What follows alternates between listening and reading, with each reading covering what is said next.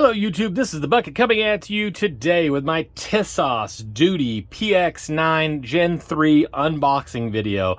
This is another unboxing video for me, kind of two in very short succession. If you haven't seen my other one, I just did one on the Girsan MC P35, the high power clone. This is another unboxing that I wanted to show you because when I saw this gun for sale on Classic Firearms for $279.99, I was like, man, that is such a good deal. I have got to get my hand on those. So the initial Tisas PX9, which was originally called the Zigana, came out in around 2001. Now that's right around the same time as the Canik pistols did. And when those came out, they were plagued with reliability issues. They failed to get back into battery, had stovepiping issues, did not run very reliably. And when the Canik pistols came out and they ran so well, that really didn't do well for the Ziganas. Now, they ended up coming up with a Gen 2. I don't know a lot about that one. I think a lot of people just had that bad taste in their mouth with the first ones, and that's why they're really marketing these as the Tisas, the Tisas PX9. And they make them in two sizes. They make them in the full size, which is like 7.9 inches. This one's just a hair over 7. The Tactical has a 4.69 inch barrel. This one has just about a 4 inch. They weigh in the full size at 1.78 pounds. This one's a little bit underneath that. And the overall width is 1.3 inches. So when they came out with these, when I saw this online at Classic Firearms, I was just kind of enamored with the fact that it has a lot of features at a really, really reasonable rate. And I kind of wanted to go over a couple of those with you guys today. And a lot of them are actually going to be in this box. So I want to focus on the box first. Now, first of all, this box is waterproof, which is kind of cool. So for those of you that are going to have this firearm and you're going to store it in the box, you know, if something happens, if there's some moisture in your house, this is going to keep that moisture out, which is kind of nice to have that. You do have this holster. I'm not a big fan of these because while they're really pretty functional to put on with your gun, and it's probably not going to hurt or anything, but if you ever have to take it out and reholster it back up, it is going to rub up against your body. So if you carry with like a t-shirt tucked in, that's probably not as big of a problem, but it does come with a holster. So a new gun owner, it is going to give you an inside the waistband holster. I do love the fact that it comes with 2 magazines. The one that comes in the gun when you get it is an 18-round Metgar magazine. These are actually P226 magazines. The SIG P226 is a classic design. These magazines are readily available, and if you happen to have a P226, the mags will interchange. So the first one that comes in there is an 18-round. The one in the case is a 20-round magazine, which is awesome. It's actually an 18-round magazine that they just put a extension on the bottom, but that's really pretty nice. It will come with this reloader, which is probably not that beneficial to you.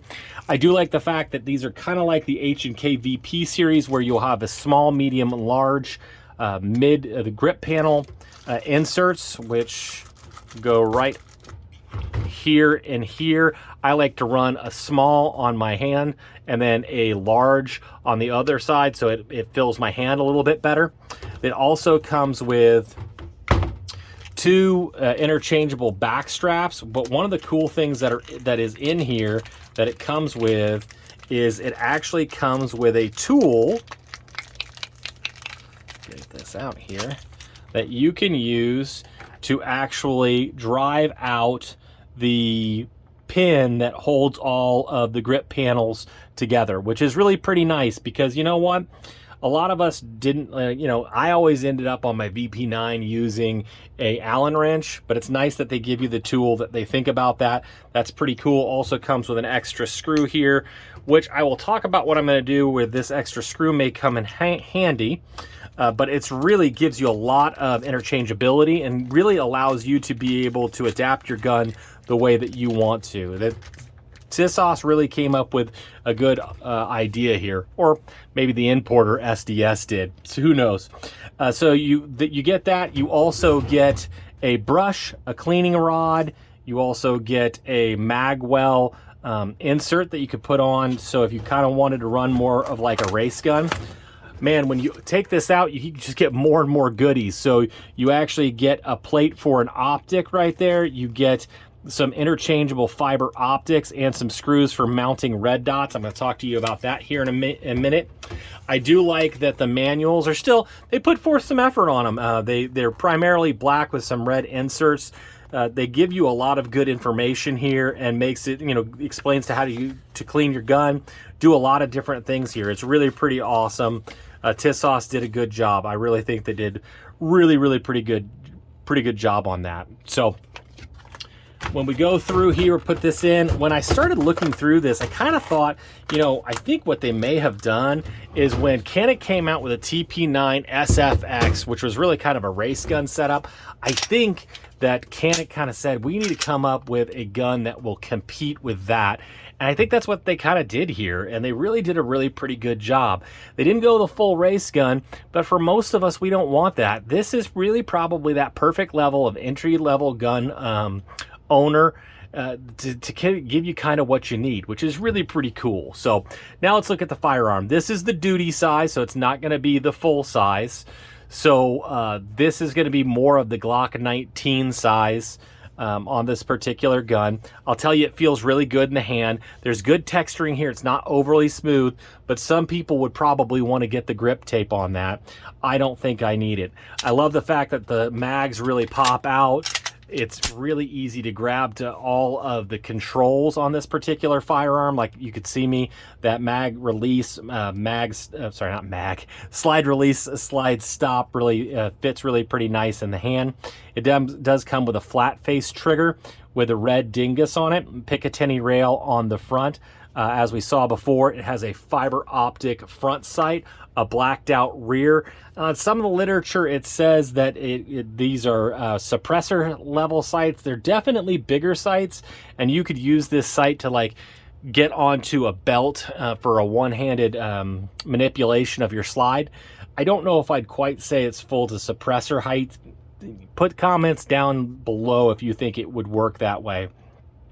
I do like the fact that this takedown is a SIG style takedown, not a Glock style. I don't like the Glock style takedown. You do have to pull the trigger.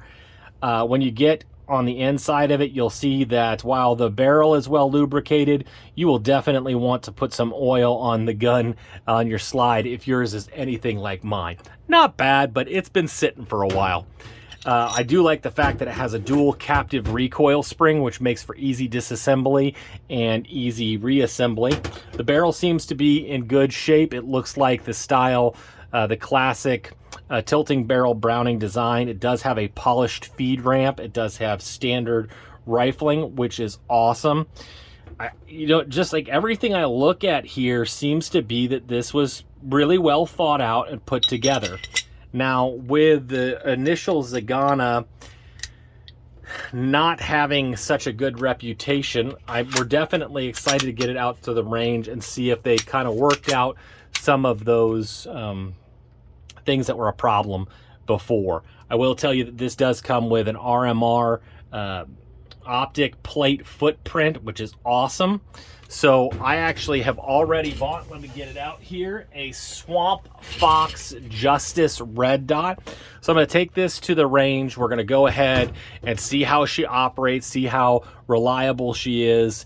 Just put a lot of range, and I'll come back with a range review, just standard as it is. And then we will come back and we will talk about how to mount this red dot on this gun, and then we will sight that in. We'll take it back to the range, and I'll be able to tell you a little bit about the Swamp Fox Justice and see how she runs on this Zagana PX9 Gen 3 firearm.